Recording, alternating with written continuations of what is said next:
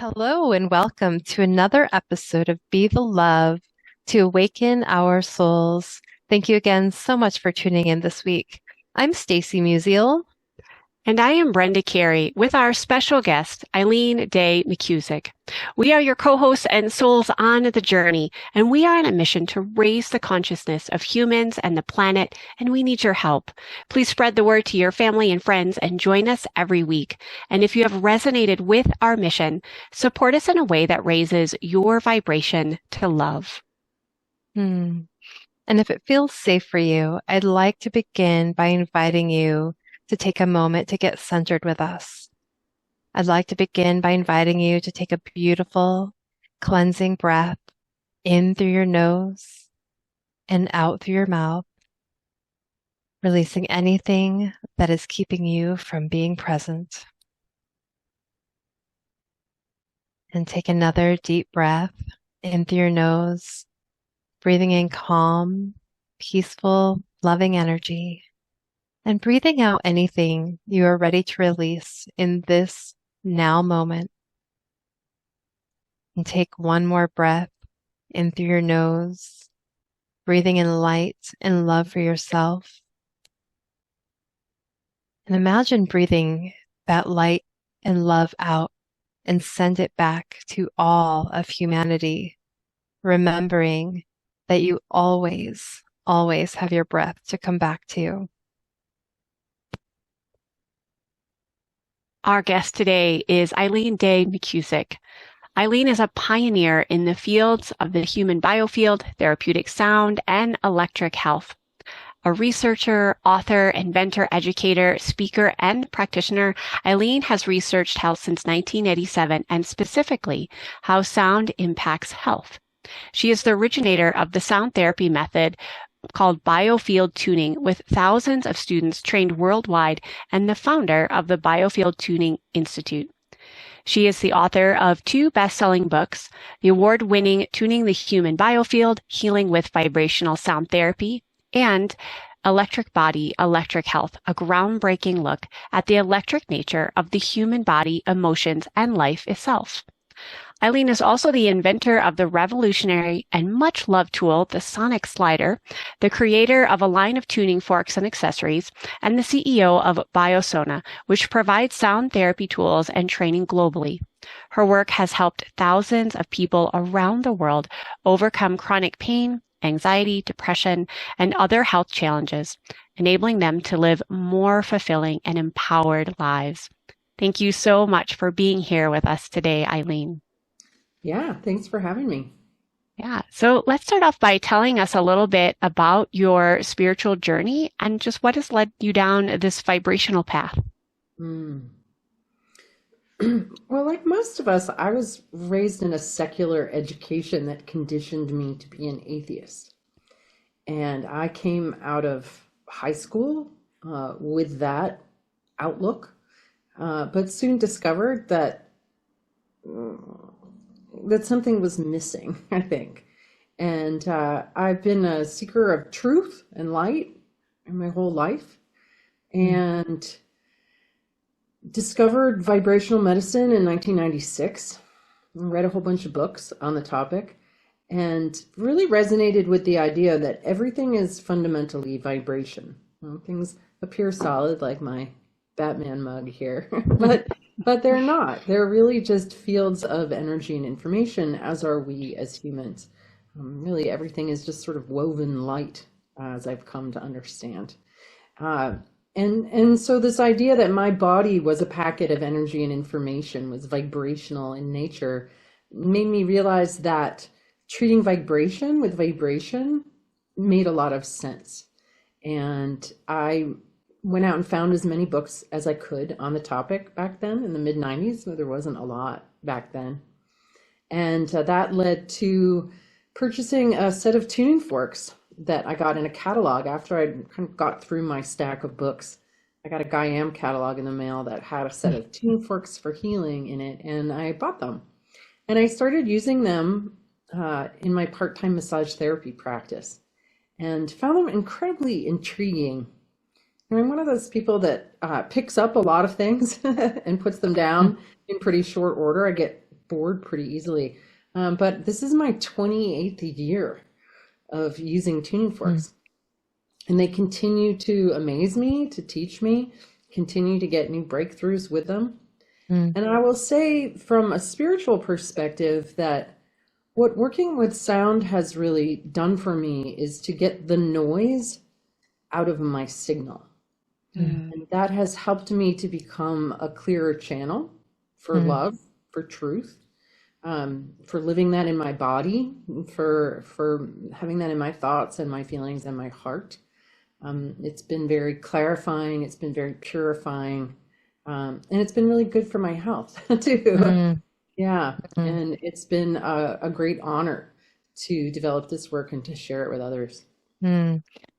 Thank you so much for sharing. And yes, I've been using the tuning forks, and I read your book, Tuning the Human Biofield, many, many years ago, and it's definitely had a very impact on my life, as well as people I also work with, using that when I integrate that into my work. And so I'm wondering, I'd love to just jump in and talk about what it is that what is the human biofield, and how does that how can we tune into that to create health? Sure. Well, I've come to see what we call our biofield as our body's electrical system. Early on, I think that the term was coined in order to give a scientific definition to the field of energy that surrounds and interpenetrates the body, which, according to science, may or may not exist. According to many people, is pseudoscience. The aura or the human energy field sort of dismissed in our culture. We're sort of trained to be very skeptical about that. But what I discovered with the tuning forks is that our body has an electrical system in its entirety that we don't learn about. And it's one of those places where we're missing the forest for the trees. Most people recognize that an EKG is measuring the electrical pulsations of the heart, and then an EEG is measuring the electrical activity in your brain. A lot of people realize that our blood carries a charge. Some people know that our bones are piezoelectric, and they actually make electricity when we compress them, why bouncing and dancing and that sort of thing is energizing, running. Even our fascia is like a semiconductor. It's moving light and vibrational signals all through our body. And what this all points to is the fact that we have electrical current running through us. And this is what determines whether you're alive or dead. And you're alive, your light is on, your electrical current powering you, powering your thoughts, your feelings, your emotions. When you die, your light goes out. That electric current's no longer running. We actually get most of the electricity that we run on from our breath, not from food, right? Because people can go for weeks without food, days without liquids, but you can only go a few minutes without breath. And that's because we live in an electrical environment, a magnetic plasma. Why people like going to the beach? Because it's more of an ionized environment that charges up our electrical system. Why we need the sun? Because it charges up our electrical system. And anything, and this is something we all learned in grade school, that anything that has an electric current running through it has a magnetic field around it. And that's just a basic law of science that everyone has learned at some point or another. So our human body is no different. We have electrical current running through us, and we have a magnetic field around us. And this is measurable. In fact, they developed a device back in the 40s or 50s called a squid magnetometer that could detect the magnetic field of the heart from 12 or more feet away. So we know that this exists, but the recognition of it, the understanding of it, hasn't been taught to us. We've been really enculturated to look at ourselves and life chemically and mechanically, and the light is missing from that cosmology.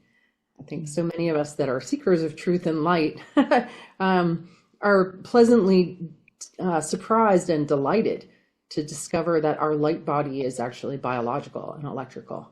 And Mm. so I would say the biofield is what we would call mind. It's our conscious mind. It's our subconscious mind. It's where our memories are. I would even go far as to say that it's the same thing we call our soul, because when you die, your light goes Mm. out and takes all the information that was recorded in your electrical system throughout your life with it. And light can't be created or destroyed, right? So it's an aspect of us that's absolutely eternal. Mm.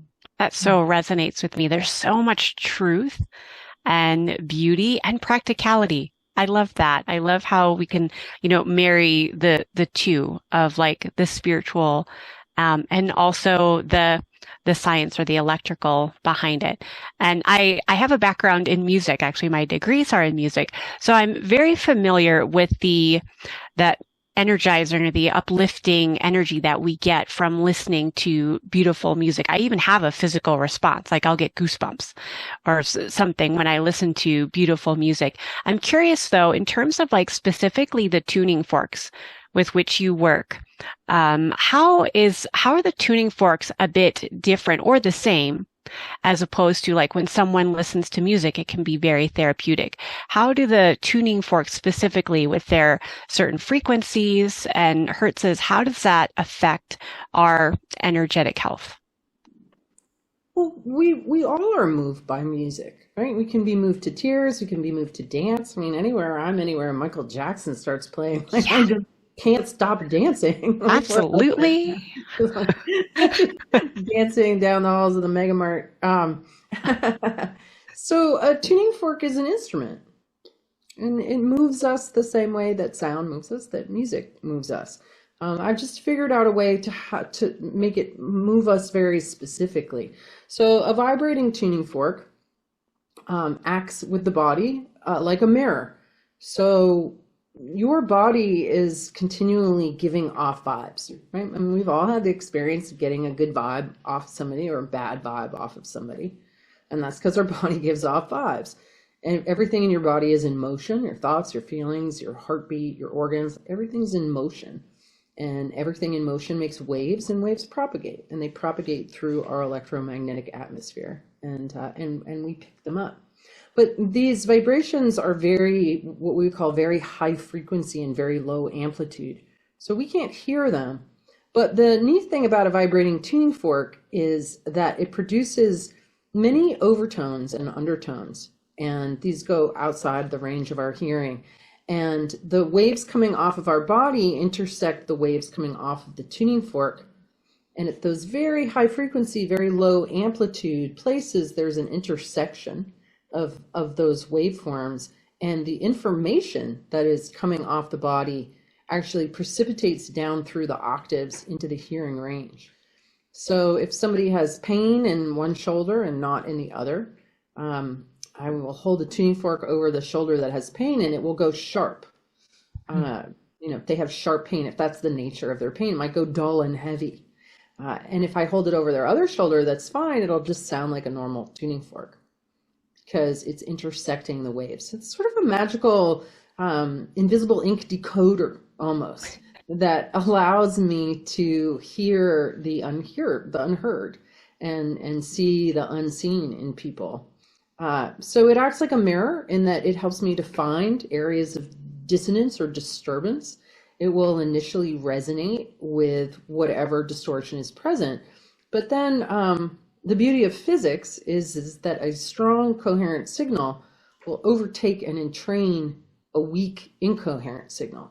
So the tuning fork has the ability to entrain or move the body into a more coherent expression, which usually involves some kind of relaxation. That's really the primary thing that this work does, is it helps us to relax subconscious tension and breathe more freely, so that we have better circulation of blood, of fluids, of air through our body. When we're very tense, it leads to all kinds of difficulties. In fact, I've come to the conclusion that most of the things that we suffer from are actually tension based. There's a lot of people who want to blame things on toxins. But if your system is relaxed in the right ways, your ability to process toxins is a lot easier. Your metabolism can work through stuff. And just for an example, I've discovered that people who sequester heavy metals, right? Because we're all exposed to heavy metals. We've all been exposed to heavy metals. Why do some people end up burdened with them and others don't? And the personality type that sequesters heavy metal has a tendency to hold back anger. Think about that feeling of getting really angry and then holding it in. You're creating tension across all the membranes in your body, which makes it very hard for the body to move things like heavy metals through, right? Yeah, depression could be considered a kind of heavy tension. Anxiety is tension in all the wrong places, kind of running around in you. Really, most things you can think of, high blood pressure. I mean, just start naming them, and you can see the pattern of tension. That's very often a trauma response from childhood, where we recoiled from some non-beneficial input, and then that pattern of tension just lives on. So the tuning forks help me to find places that are kind of bunched up or jammed up and stay in them. It acts like a metronome in that it's producing that steady, coherent rhythm. And then somewhat amazingly, it also acts like a magnet, so that I can find, let's say you have a lot of pain in the shoulder, you've got too much electricity running through the wires, so there's going to be additional magnetic energy there too. And I can use the tuning fork to actually, I call this click, drag, and drop. The combination of the vibrating tuning fork and my mind can hook into or click on that pattern of energy and actually drag it to the midline of the body and drop it. It's kind of like a chiropractic adjustment in a way. And what that does, because magnetic fields guide and inform electric currents, when we shift or adjust the magnetic field, it changes the way electricity is flowing through the body. Very often, we can have people very high on the pain scale and get them very low on the pain scale in pretty short order by adjusting their magnetic field. Wow. Thank you for sharing that. I think that, it sounds like there's just, it sounds like it's a very intuitive process, but it's also, there's a lot of patterning. So as you've been doing this work, that different patterns are showing up in different ways, and you're able to really feel into that. In the beginning, it really was intuitive, especially when I started investigating the field, because for 15 years, I only worked like right over the body. 10 years, something like that. 10 years, 96 to 2006, I just worked right over the body, and I moved loud spots. I find loud spots and move them to the middle of the body. But then one day I found a loud spot completely by accident about 2.5 feet off of somebody's neck. And it was sort of perplexing, and I wasn't sure what to do with it, but I'd developed this practice of moving everything to the midline. And so I clicked in that loud spot and I dragged it to the middle, which felt very odd to do. But the next day, this person called me because she'd really been suffering from pain and a sense of pulling in her jaw, down her neck, and into her shoulder. And she'd had many different kinds of treatments. She'd been to a chiropractor, acupuncturist, osteopath, and nobody had been able to fix it. And she said to me that all the pain and pulling was gone from that very strange thing that I did. And so after that, I started investigating the atmosphere around the body. And yes, through pattern recognition, discovered what I call the Biofield anatomy map, that I essentially mapped the magnetic bubble and discovered that it's where our memories live, and that we can access very specific memories in very specific locations. And now anybody can learn it, because you don't need to know what you're encountering. You can just plot it on the map. And then it ends up being like you find some stuck energy, maybe 3 feet off of the left shoulder. This is where sadness tends to get stored off the left shoulder. And if the person you're working with is 50 and you find it about 3 feet away, because our field extends about 6 feet on either side, sort of front and back. If somebody's 50, then that will be something sad that happened when they were around 25. Because as we generate information, it moves away from us. So I find information current, memories that are current or recent, close to the body, gestation and birth at the edge of the field. And then everything else, moving a tuning fork through a field is like dropping a needle on an album and reading the vibrational record of somebody's life. There's a whole language of vibration. To me, it was like a sonic braille that I kind of learned over time. Sonic Braille. That's a fascinating concept. And you have a tuning fork called the Sonic Slider, which I don't have one yet, but I am familiar with. And I'm curious with the Sonic Slider, what's the importance of using the Earth's frequency for healing, which I believe is called the Schumann resonance. Am I correct? Schumann resonance. Yeah. So the Earth has a field, and it has a baseline frequency that runs in it. It's around 7.83 hertz. That's our brainwave in an alpha brainwave state, a kind of quiet listening state. And the very first fork I created based on the Schumann resonance was, you can't make a tuning fork that's 7.83 hertz. It would be like 4 feet long. The lowest frequency weighted fork that you can make is about 25 hertz. So I decided to make some multiples of it. And the first one I created was 7.83 times 8, which is 62.64 hertz. And at that time, I'd been using a 128 hertz fork. It's kind of a standard weighted fork that a lot of people get started with. But what I found using the Schumann fork was that it really seemed more intelligent. The sound seemed to go into the body and like find its way to what was needed. Whereas the 128 was just kind of like, wherever it was. But there was this kind of intelligence and receptivity of the body to that frequency. So I ended up over the years creating a variety of prototypes, the 7th, 8th, 9th, 10th, 11th, 12th, 13th, and 14th harmonics, and really loved the 12th. Like that's the sonic slider is 93.96 hertz. All frequencies are not created equal. Like we found that the 11th was really deadening. It just made you like really tired. And the 13th was really neurotic and like kind of all over the place and didn't feel good. But when you put the sonic slider on you, like it just feels good. And it has sort of a universal appeal that people find that makes you want to rub it on yourself, which is what I created with a really long handle. So you can activate it and slide the handle, kind of like dry brushing where people, move energy towards the heart and it gets the lymph and blood and everything moving. That's what the sonic slider does. And people have discovered all kinds of uses for it. It's the sort of thing that belongs in an at-home first aid kit because it's good for if you're feeling stressed, it can settle you down. If you're in pain, it can help to relax you. People have discovered that they've improved their digestion and their food sensitivities with it because it adds tone and rhythm to the digestive tract and strengthens it. It helps people to, after workouts, to feel better. So it's got a lot of uses and just feels great. It just feels great, and actually cats love it, which to me, they're very vibrationally discriminating animals and most cats will line up for their sonic slider treatment. Beautiful. Thank you. I'm curious. I would love to hear about ancestral rivers that you talk about in your book. And you talk about how we come in with different things like depression and anxiety, other blockages, and how our DNA is just as much vibrational as it is chemical.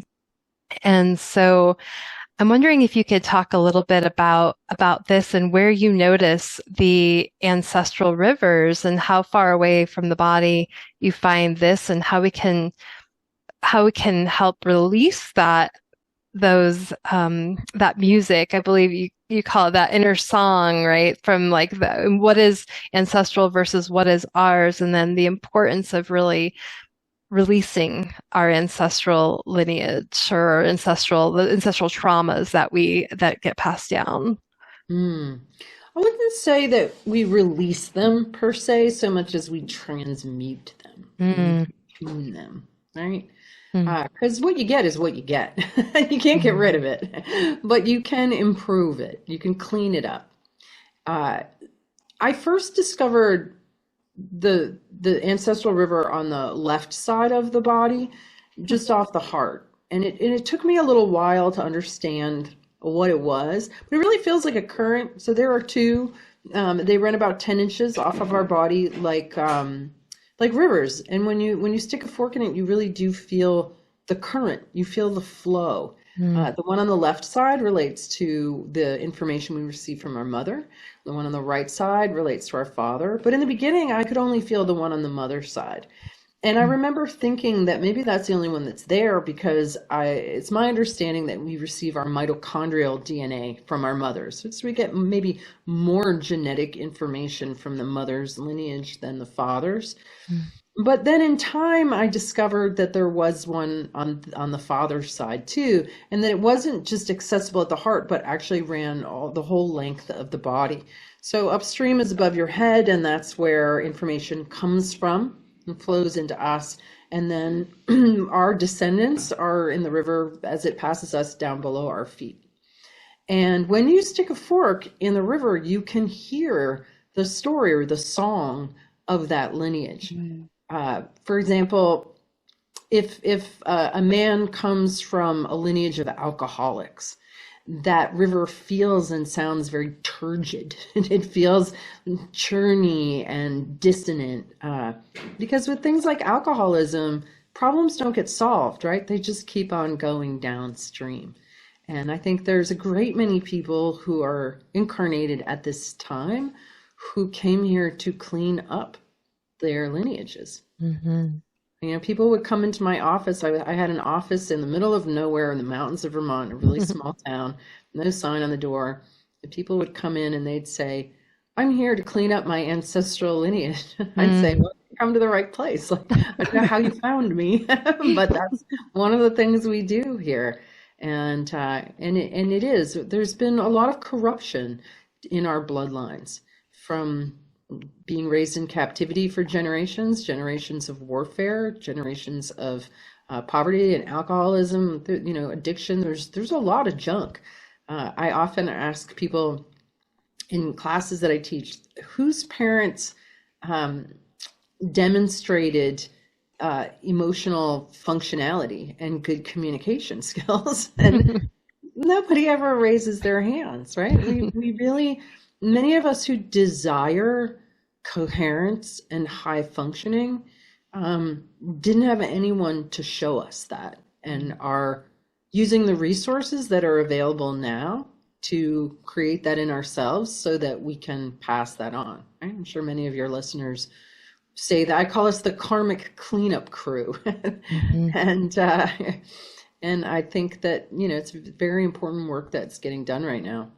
So I'm always curious about these features that I find in the field and if they are mirrored or reflected in any other traditions. And recently I connected with a teacher from Peru, from a long tradition of shamanism in the Sacred Valley of Peru, fellow by the name of Puma. And I explained to Puma the ancestral rivers and asked him if you know, they had that in their cosmology. And he said yes, and it's represented as someone holding two staffs. And the staff on the left is a snake with two heads, and it represents the feminine and the fact that the female can grow another in their belly, right? And there's that extra genetic material from the mother, right? The two-headed snake. And then on the father's side, it's a puma. And I saw some art rendering of somebody holding these two staffs, and they are holding them exactly where the ancestral rivers are, which I found really interesting. Yeah, so affirming, right? Yeah. That some of our ancient wisdom teachers knew this information, but it was just on a different level or different vocabulary, but it was still underlying underneath there. So I love that. And I definitely think there are other situations of that where the shamans and the medicine men and women, they knew these ancient teachings before we did. Yeah, well, and it was really interesting to see the other crossovers with the Peruvian perspective, that they see us in an energy bubble, which is completely what I found. Like we're in this kind of light bubble with a membrane. And they talk about heavy energy versus light energy, which is also what I discovered. In this work, there's no negative or positive. There's energy that's heavy. And we all have our baggage that we carry around, and maybe it was inherited, maybe it was from our own life. The number one word that people use when they describe how they feel after a session is lighter, because we are alchemizing, transmuting this heavy energy into light energy. And the more sessions you get, you become lighter and lighter and lighter. You become more and more grounded at the same time, which is a really interesting combination. Yes. And I'm curious too, like as we are doing the work and we're becoming lighter and lighter, talk a little bit about what the connection between becoming lighter, maybe being in a love vibration, love energy, and a healthy biofield, and what this might look like for us as we're moving forward. Sure. I don't see love as being higher per se. Because when we talk about like raising vibration or raising the vibration of love, then we're kind of demonizing lower frequencies, right? And the fact of the matter is that we need the whole spectrum of experience of being human. We need to feel shame, right? You have no shame, you might be really sloppy or reckless or rude or whatever, right? So this idea that we don't want to feel like negative or low emotions, I don't think it's healthy. We're not Buddha. We're not Christ. We don't need to be, right? We're human beings in a difficult time in the world, and we're going to feel the whole spectrum of human emotions. And I think it's important that we give ourselves permission to be human and to feel all the feels. Rage is okay. Hate is okay. Right? I hate getting cold. I hate it. And because I hate getting cold, I always make sure I have an extra layer with me. I make sure everybody around me has an extra layer on them. And so there are certain emotions that I find that people are very reluctant to admit they feel because they think it's not spiritual or something. But our emotions, just like our feeling senses, you touch something hot, you know that you should stay away. Our emotions are the same way. They're designed to keep us healthy. It's super important that we feel them. But as far as like a baseline goes, I think the state that we're really looking for is clarity and coherence. Because nature is clear and coherent. Nature is perfect. It is not lying. It is not in falsehood.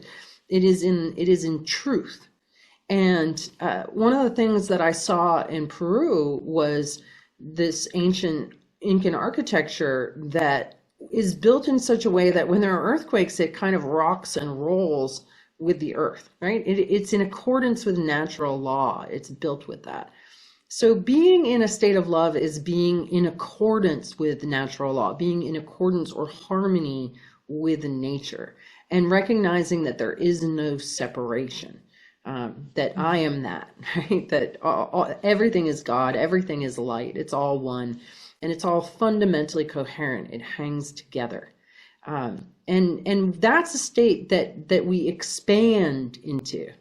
Right? We don't go up. This sort of idea that we're raising just limits us into like this kind of hierarchical up-down movement. But as we heal and we become lighter, we expand into our potential. We expand into connection. And this is where abundance lives, is in this feeling of connection with others, with nature, with God, right? And that's something we expand into, and we want to do that with clarity. We want to find the sweet spot of our authentic vibration and live from that. And the coherent emotions are gratitude, love, appreciation.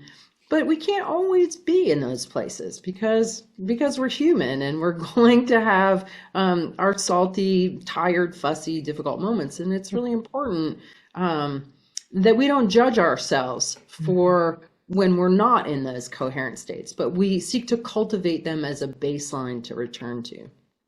It's so interesting. You must have ESP, because I was just going to read a short quote from your book, and I had underlined it and put a bunch of stars next to it because I'm like, I have to ask her about this. And it literally is, you say in your book, it isn't so much about raising our vibration, but rather clarifying our vibration, finding our vibrational sweet spot, and raising the overall voltage of the battery that is our body. And and like I had mentioned before we hit record, this is my reread of this book, and that didn't stand out to me. But this time, this is why I need to reread books more often. This time I'm like, oh, that really stands out, because we talk a lot about on the podcast and within myself, raising our vibration. And I really like your nuanced of it's clarifying our vibration. So my question is going to be really practical. So I love the philosophy of that idea and the sweet spot. How do we get there? Yeah. Like, we know that so many people are struggling. It is a hard time with all the mental health issues. And I mean, I won't go into details, but I feel like it's very alive. And so for someone to hear those words, what could you give as like practical advice on like, how do you get to the sweet spot? Yeah. Well, one really simple way to do it, and this is something that I really live my life by, and is that when you feel into doing anything, whether it's an idea that you have or somebody asking you to do something, what's the feeling that's there? Is it is it a lifted like yes, or is it an ugh, right? And I think so many of us have been conditioned to do what feels ugh. Right? Out of guilt, Sure. Out of obligation, out of not worthy, whatever. It's your life. And obviously, there's people who are in positions of caregivers or caretakers. Like, I've been there taking care of little kids, I've taken care of aged parents, I've taken care of businesses. I certainly know the restrictions that can be there, but can you get your ahs where you can? And the more that you say yes to and no to ugh, then you start to raise your battery, you start to raise your voltage. Can you speak your truth? Very often our emotions get suppressed, our truth gets suppressed, our desires get suppressed, our requests for help get suppressed. Many people put up and shut up, and they don't express themselves authentically. Like, being authentic and doing it in a way that's kind, that's constructive, that's diplomatic, that's effective, is something that is also going to start to give you that lift and open. Many of us hide behind false fronts and feed false fronts, out of a desire to protect ourselves. But I really encourage people to be audaciously authentic in their expression, vulnerable and true, but keeping it kind. I think a lot of times there's this association with speaking your truth as mouthing off and not caring what anybody thinks, but I don't subscribe to that. I think it's important that we master successful diplomacy in our expression of truth. Don't lie. Don't lie about anything. Not even the little text like, I can't make it because this white lie. Don't. Just stay in your integrity. It's also really important that your body is in alignment. I'm a huge fan of quality chiropractic care, because if your skeletal system is out of alignment, you're going to lose a lot of energy right there. And so I would absolutely encourage anybody suffering from aches and pains who has not been to a chiropractor to find a good one and make that investment in that kind of care. And certainly, I'm a huge fan of singing, of toning. I think that music is one of the best medicines. I think singing together with other people is fantastic, or making music. I just had one of my best friends just died on Sunday. Today's Friday. And and I've been, because grief can be very deflating. Right? I think everybody knows that feeling of grief and how it just makes you deflate and not want to do anything and lose your umph. Singing can re-inflate you. And, that is some really, really good medicine. And I think medicine we're going to need more and more. Yes, thank you for sharing that. I think, I'd love to hear more just about, that the power of our voices and how we can use them to really heal. Mm. I just started in the last few years a new program that I do with two Australian brothers, Isaac and Torl Corin. And this was a completely accidental project. It was not intended at all. I signed up with them to overcome my fear of singing in front of people. And they take people on what they call a songwriter's journey, where they co-write and record some songs with you to help you over that hump, which was I don't have a lot of fears, but that was a really big one in my life, was feeling safe singing in front of Hmm. people. And I was supposed to go back to their studio for a recording, but COVID happened and I wasn't able to. And we kept meeting through Zoom. And somehow or other, and I don't even really remember how this happened, but this whole body of work downloaded itself through us. We Mm. actually felt like we were remembering it together. Mm, And what it love that. is it's a series of 40 different sounds that resonate in different places in the body. And a lot of them are baby sounds. It sounds like goo and ga and gi and ma and pa and wa, fa, da. But we discovered through consensus that specific tones resonated in specific areas. And we teach a workshop called Sing the Body Electric, where we do a combination of tuning and breathing, and then these toning exercises. And what they do, when a baby is exploring their acoustic instrument and making a sound like goo, there's no inner division, right? There's no part of that baby's consciousness that's on the outside looking in and judging. It is an experience of complete wholeness. And so when we go back to making sounds like this and we give ourselves permission that it doesn't have to be in any kind of key or pitch, it doesn't have to sound good. We can just make sound for the experience of making sound, and we can feel it. Like goo resonates in the spine, and you can move the sound up and down the spine.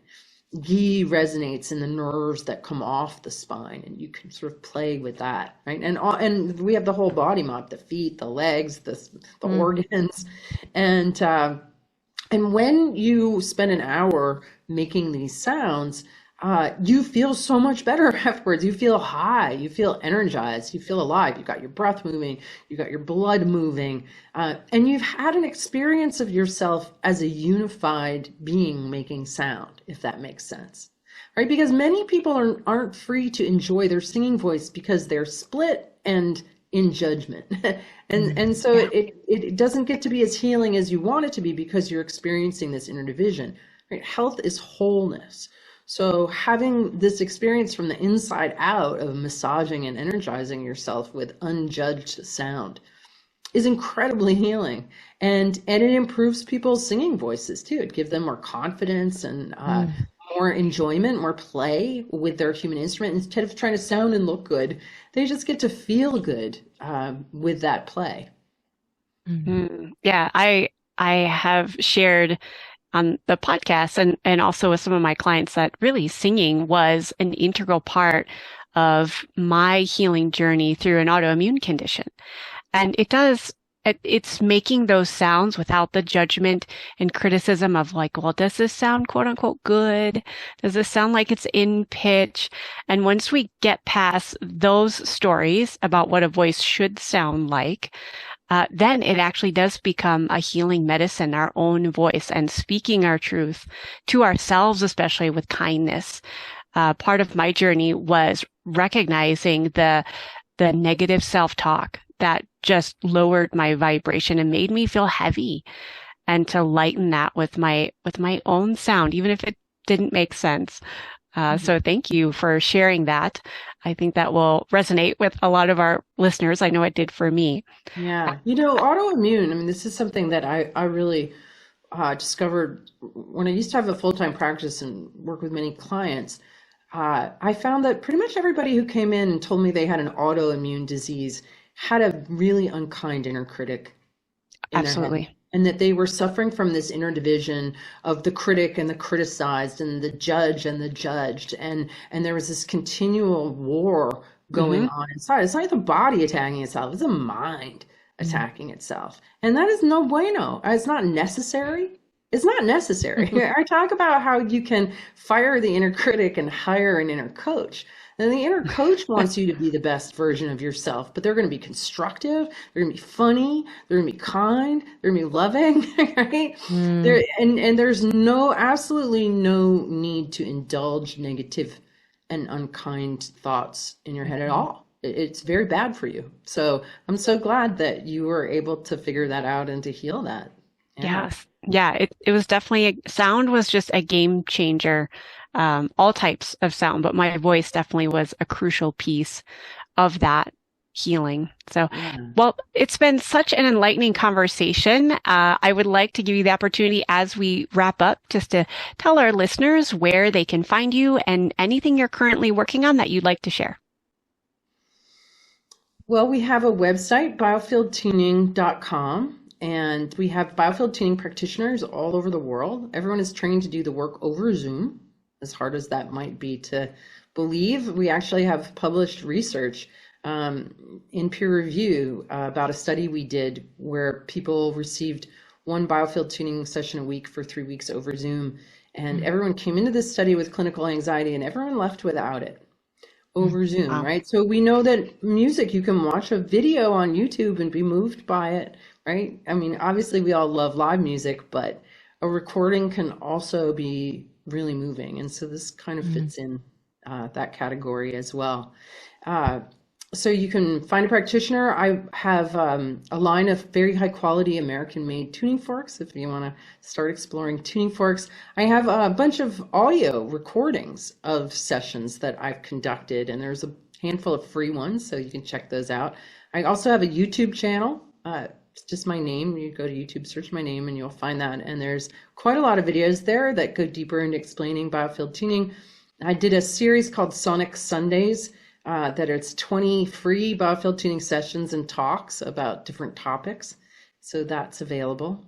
And singthebodyelectric.com is where you can go and learn about, we've got some upcoming in-person programs this summer and fall, and we also teach that virtually. So information can be found there too. Well, thank you so much. And we'll absolutely add all of those links to the show notes so listeners can easily find those as well. And thank you so much, Eileen, for being here today. It's been an absolute honor and pleasure to have you in this beautiful conscious conversation. Awesome. Thanks for having me. Yeah. And thank you for listening to Be the Love podcast. If you've enjoyed listening to our show, please share the love by sharing it with your family and friends, giving us a 5-star written review on iTunes and Spotify, or liking us on Facebook. And please consider supporting our mission to awaken our souls with a monthly donation that helps us with the operating costs of this podcast so we can continue to spread the love. To contribute, please visit our Patreon website at patreon.com/Be the Love podcast. And stay tuned for more episodes being released on Mondays at 5:55 a.m. Mountain Time.